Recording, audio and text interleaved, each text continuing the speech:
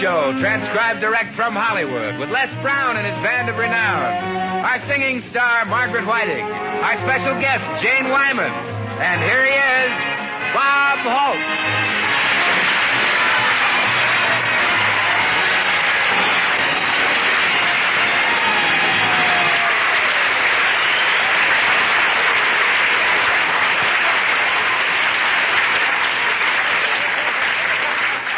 Thank you very much. I don't know what my sponsor really thinks, but every time I get near him, he looks at me and starts singing, "Your Cheatin' Heart."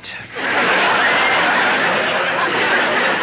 this has been my biggest year for fan mail. My fan mail has been so heavy, I had to hire a man to help me carry it down to the post office.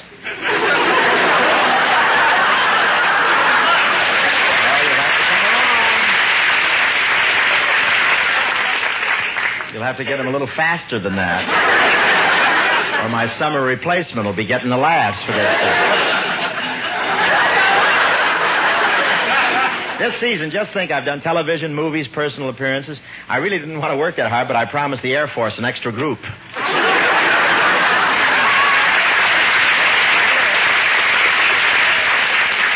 And you won't escape me, I guarantee you, because I'll be in every medium. I've even made a deal with Las Vegas. When you get 3 cherries straight across in the slot machines, I'll be the middle cherry. I'm going to take a vacation, and I need it. Other years, I've been a little tired, but this year I'm really worried. It's the spots in front of my eyes. They're not just spots. They're audiences laughing at other comedians. You know, there's a certain amount of jealousy among comedians, you know. I used to go to sleep hating Jack Benny and Milton Berle and Jerry Lewis. Now I can't even get to sleep. I lay awake all night sneering. I didn't realize how tired and nervous I was till this morning when my son Tony insisted on walking to the studio with me. I said, "What for?" He said, "This way people on the street will think you're talking to me."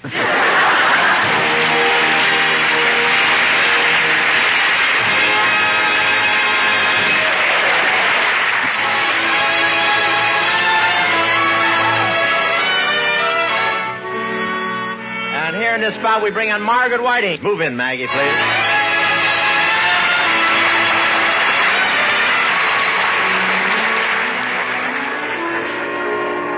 When my arms caress you,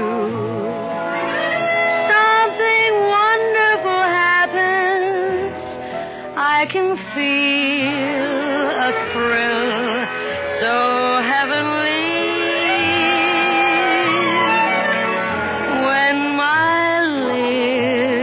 Possess you.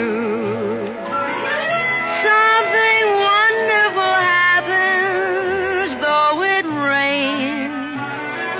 It's beautiful to see. Even the showers can bring a thrilling refrain.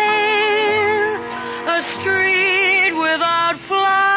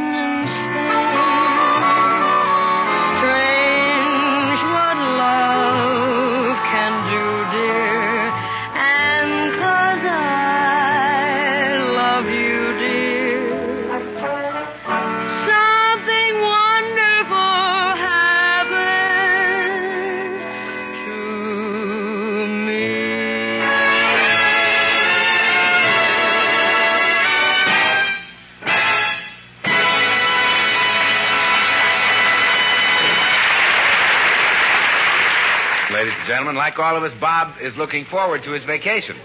So when Margaret Whiting and I dropped in at his home in North Hollywood yesterday morning, we found Bob knee-deep in luggage.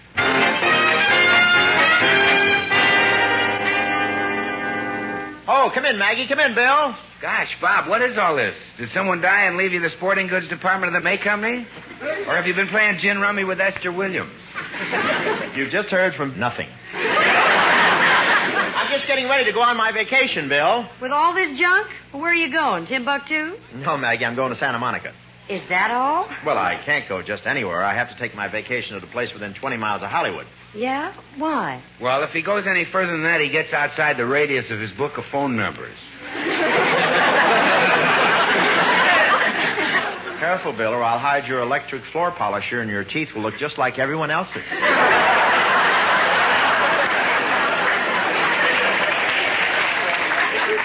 Gee, I never saw so much stuff. Wouldn't it be easier to move Santa Monica here? Well, maybe I won't bring the outboard motor. It vibrates too much. Oh, it does? Now, what size boat do you use it on? Boat? Bill, if I had a boat, I wouldn't mind the vibration.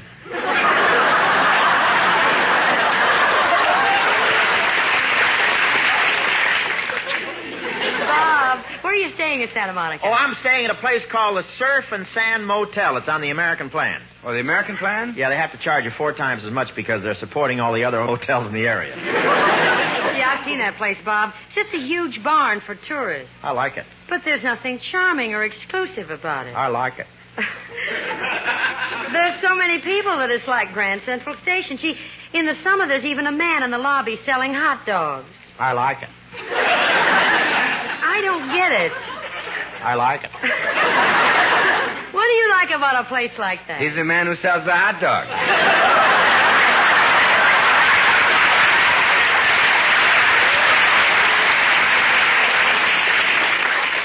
I'm the only one on the beach who serves them with mustard, sauerkraut, chopped onions, Tabasco sauce, relish, coleslaw, pickles, cherries, chopped walnuts, and whipped cream. That sounds pretty messy. It is. You don't get a bun.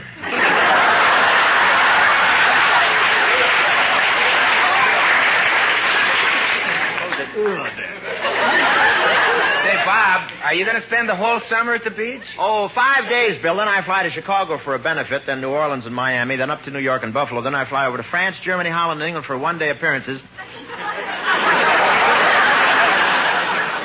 This is your vacation? That's right. Gee, I'm glad I'm not a lazy slob like you. Bob, when you go to all those countries, can you speak their languages? Well, I have a book I'm studying, Maggie, and besides, I'm going to take a lesson tomorrow morning at the Wurlitzer School. Rob, don't you mean the Berlitz School? The Wurlitzer people make those big organs. I wondered why they told me to report at 9 a.m. at Angela's Temple.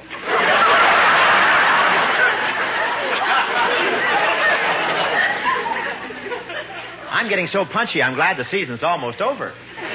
Oh, that reminds me, Bob. You know, on every program at the end of the season, the performers get a very nice gift. They do? Oh, sure they do, Bob. An appreciation for working hard all season. Well, what about it, Bob? Why don't you say something? Well, it's a wonderful thought, but you shouldn't do it. Really, I don't expect a thing.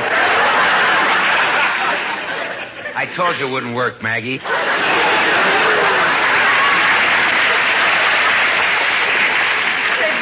Yes, Maggie? Look out the window. There's Jane Wyman coming up the front wall. Oh, fine. Jane's going to be the guest on our show this week. I'll let her in. Hiya, Jane. Hello, Bob.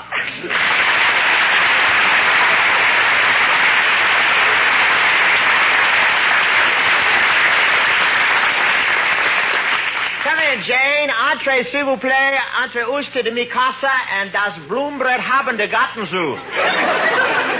Well, that's jolly. Can anybody play, or do you have to belong to the United Nations? Well, you don't mind my showing off my knowledge of languages, do you, Jane? Oh, not at all, Bob. Languages are my hobby. Oh, then you understood what I said. Certainly. In French, you said, come in, please. In Spanish, enter my house. And in German, you said, the flower pot has got a geranium in it.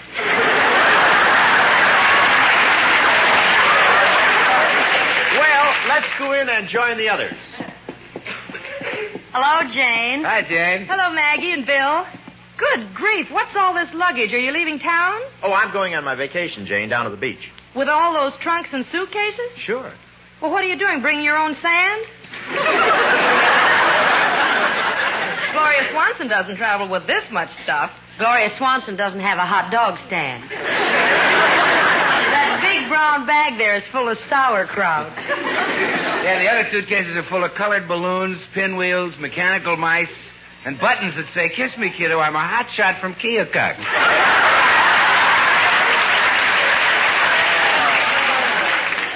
Easy, Bill, easy. When it's too late in the season to fire him, he gets mad with power.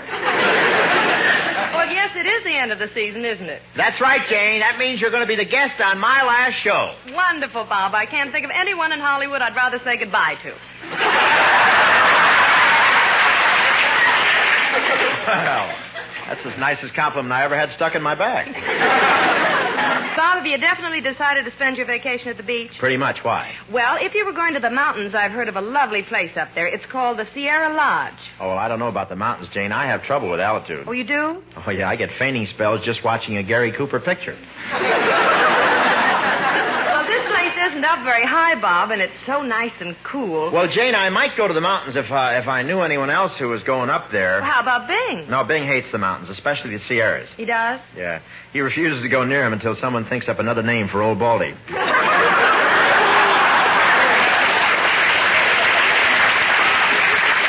But I'm not enthusiastic about the mountains, Jane. Maybe I'll go there some other time. I knew you wouldn't get Bob to change his mind, Janie. He goes to the seashore every year. Well, I don't get it.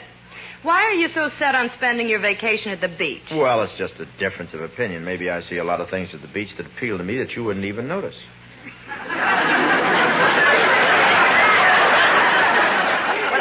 Understand what things you mean. Well, I do, and I may get my hat and go with it. I don't need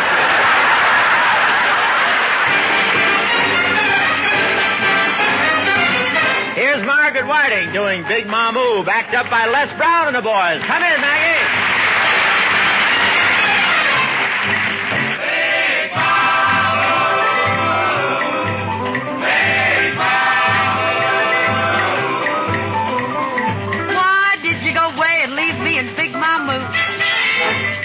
For another, you left me alone and blue. Please, come on back. Hey, Jack, come on back. Make me happy and live with me in Big Mamou. How come you roam from Big Mamou? Can't you hear me loud and clearly? I'm calling out to you. Ah, ha, ha. Ooh, la, la. Hurry, hurry home to lonely mama. Big Mamou.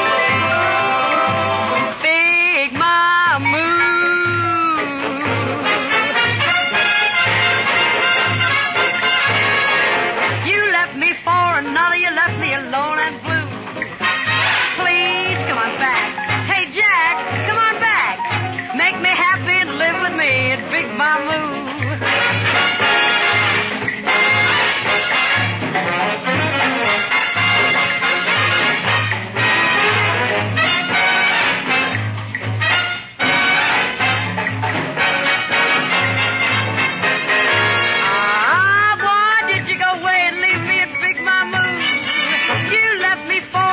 you left me alone and blue.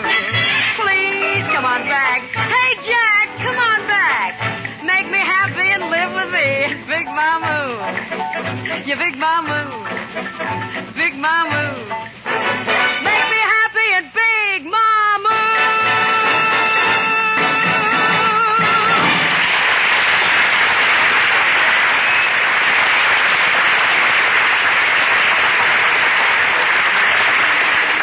Well, ladies and gentlemen, Bob was going to the beach for vacation, but Jane Wyman has sold him on the idea of trying the mountains instead. Right now, Bob and Jane are in Bob's car on their way to look over a place called Sierra Lodge.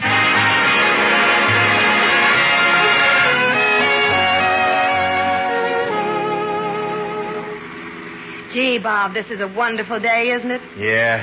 The typical California weather. That's right. The birds are singing, the sun is shining, and if the smog clears up, I'll be able to see the dashboard.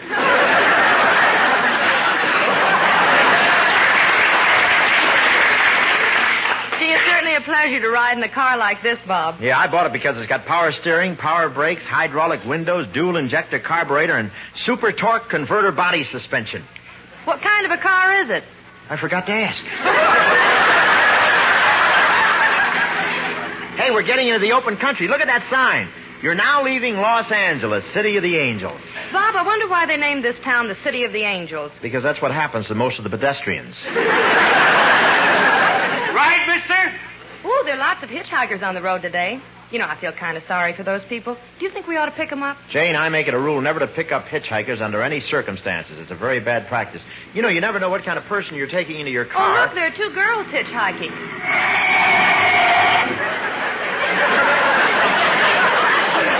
Chummy here in the glove compartment, isn't it? I hope I didn't stop too suddenly for you. Oh, not at all. If you need the cigarette lighter, you'll find it in the middle of my forehead. Jane, how far is this mountain lodge you want me to see? Oh, it's only a few miles ahead, Bob. Just keep driving.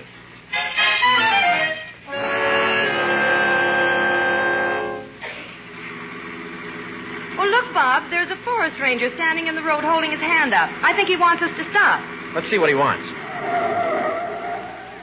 Hiya, Ranger. Hello, folks. Welcome to Sierra National Park. 60,000 acres of virgin forest, lofty peaks, and purling mountain streams.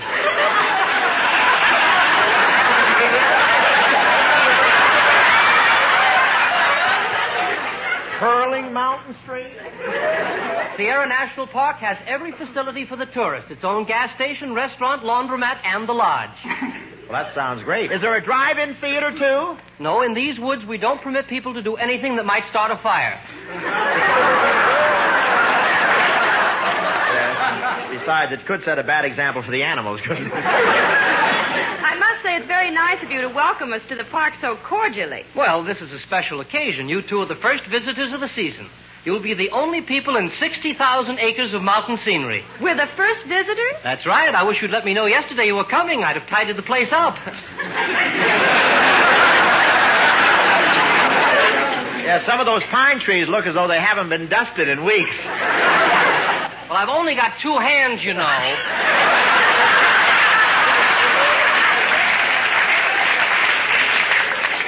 Hey, we're driving up to the lodge. Are we on the right road? Yes, most tourists come this way. You know, I haven't seen your license plates, but I can guess just what part of the country you're from. You can? Yeah, just by looking at your faces. Now, don't tell me. I'd say that you're a retired farmer from Iowa.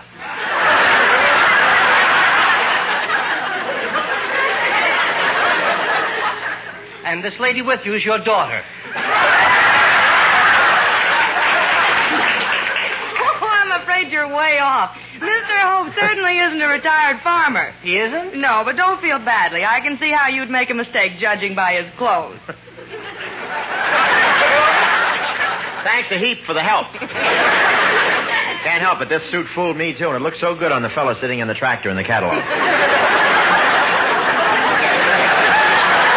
So the lodge is straight ahead, huh? Yes, you can't miss it. Goodbye, folks. Goodbye, Ranger. Oh, and before you go, let me say again, welcome to Sierra National Park. Thank you. No hunting, no fishing, no swimming, no picnics, no open fires, no parking, no loud noise. Remember, this is your national park. Have a good time.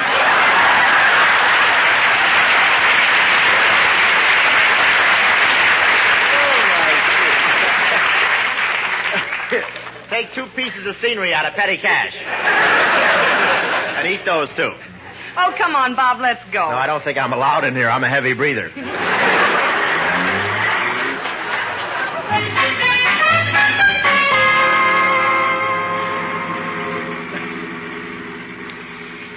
Gee, Bob, we've been climbing for an hour. We're up so far we're actually above the clouds. Yeah, I just saw a Burma shave sign with a nosebleed. Well, it can't be very far to Sierra Lodge. Hey, this lodge of yours would be a great place for Phil Harris to spend his vacation. Phil Harris, why? I heard him say he's going to spend the summer getting as high as he can. Oh, there's the lodge, Bob, right over there.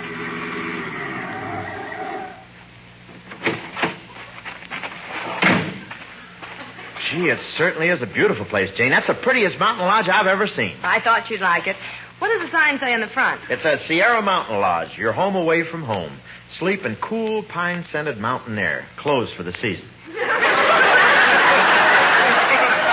Closed for the season? Oh, I'm sorry, Bob. Oh, to think I made you drive your car all the way up here for nothing. Well, it's just as tough on you, Jane. All that money you wasted paying for the gas. Well, the place seems to be all locked up. We better get back to the car, don't you think? Here you go. Not so fast. Why, Bob, that man has a gun. Who are you? The name is Eggs McGloin. Eggs McGloin? Yeah. They call me Eggs because I just got out of cold storage. What are you characters doing snooping around here? We weren't snooping, and you stopped pointing that gun at us. Lady, I will point my gun at whomsoever I please.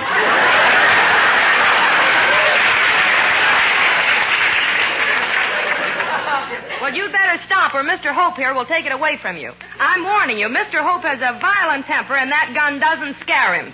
He may hurt you pretty badly. You know, he's not afraid of anyone. Keep talking. This is the bravest I've ever been.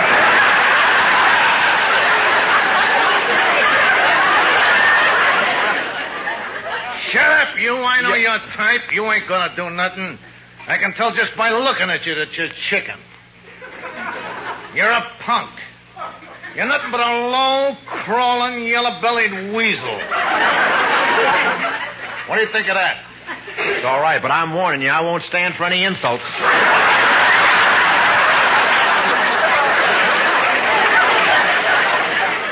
Now, please, mister, whatever your name is, won't you let us go? We don't want any trouble. Well, you don't know the score, sister. Me and my boys, we're using this place for a hideout. You see, I just knocked over a gas station, a supermarket, and a bank. If anybody was to go blabbing about it, it'd be serious. You would? Yeah. I don't want the unemployment office to know I'm working. Oh, yeah, that would be awful. Hey, boss. Yeah, Lefty? Everything's in the card. Let's climb out of here. In a minute. There's a couple of civilians here to whom I must first say au revoir. Oh, yeah. Goodbye, Mr. McGloin. See you around sometime. We'll watch for you on Gangbusters. Goodbye. Hold it down. Second thought, I think I'll take the skirt with me. Take the skirt with you. What for? It's not your size. Come on, sister. You're coming with me. Oh, no, you don't. Take your hands off her. I am warning you, Pudgy. Stand back. I'm not afraid of you or your gun either. Oh, you're not, eh? Well, then I'll play a little tune on it for you.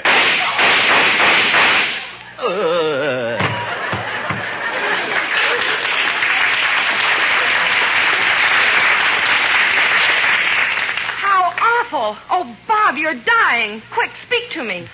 We'd better get out of here. Some of those shots came from the audience.